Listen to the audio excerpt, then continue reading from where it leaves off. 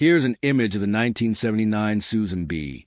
Anthony dollar coin, the iconic first U.S. circulating coin to feature a real woman, a milestone in numismatics. Introduction and design. The Susan B. Anthony dollar was first minted in 1979 and marked the first time a real woman, suffragist Susan B. Anthony, appeared on a circulating U.S. coin. This was a major step in representation on currency. Designed by Frank Gasparo, the obverse bears Anthony's portrait with inscriptions Liberty and In God We Trust and the year. The reverse features an eagle landing on the moon, borrowed from the Apollo 11 insignia. Minting dates and places.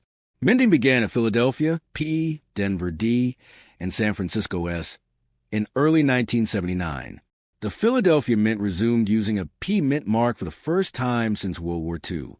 Though production continued through 1981, it was halted due to poor public acceptance, and briefly resumed again in 1999 as a stopgap before the Sacagawea dollar. Why it failed to circulate. Despite heavy marketing, around $655,000 by Treasury, plus $100 million by vending industries, the coin was widely rejected. Many found it too easily confused with a quarter. 66% of the public disliked it in 1979. Vending and transit systems often rejected them. Congress even considered altering its size, but no change passed. Weight 8.1 g. Diameter 26.5 millimeters. Thickness 2.0 millimeters. Metal composition copper-nickel clad outer. 75% Cu/25% Ni. Core pure Cu. Edge reeded. These specs reflect the goal of a smaller, more convenient dollar coin, albeit too convenient. Some thought it nearly overlapped with the quarter's feel. 3. Mintage and circulation totals. 1979 circulation mintages. Philadelphia, P 360,222,000. Denver, D 288,015,744. San Francisco, S. Regular strikes, 109,576,000. San Francisco, S. Proof strikes, 3,677,175. Total mintage in 1979, 757 million for circulation, matching other sources estimating 888 million overall, including all years. Production beyond 1979. Production dropped sharply in 1980 to 81 and was largely for collectors. 1981 only saw around 9.7 million made, largely stored. It resumed in 1999 for circulation, before transitioning to Sacagawea in 2000. 1979, P wide rim near date versus narrow rim far date. The wide rim variety has a date much closer to rim and is rarer, 800,000 out of 360 M. Its value in circulated condition is about $10, rising to $1.30, $50 uncirculated.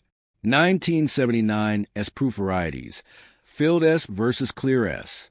Proof coins include two S-mint mark styles, Type 1 filled S and Type 2 clear S. Type 2 is rarer, 15 to 20% of proofs. Type 2 proofs command significantly higher value, based on retail value charts, up to $64, while Type 1 are about $5, $6. Common MS-65 coins are modestly valued $30, but top grades MS-68 can reach $4,000 plus or more for S-mint examples. Ultra-rare error coins, e.g. struck on dime planchet, can exceed $10,000. No reverse, missing design on back, can fetch $440, even in 58 Australian dollars grade. Off-center broad strikes have sold between $90 and $800, depending on grade. Circulated examples are generally worth face value, US $1.2, due to vast numbers minted. Collectible premiums arise mainly from condition MS grade, rare varieties, wide rim clear S, and minting errors. Values range from modest premiums to thousands of dollars depending on rarity. The coin succeeded the bulky Eisenhower dollar, 1971 to 78, designed for easier everyday use, but failed to win public favor. Its small size and composition confusion with quarters cemented its rejection. Despite this, the coin is historically meaningful. as the first U.S. circulating coin to honor a notable real woman, and it influenced Canada's similar-sized loonie introduction later on.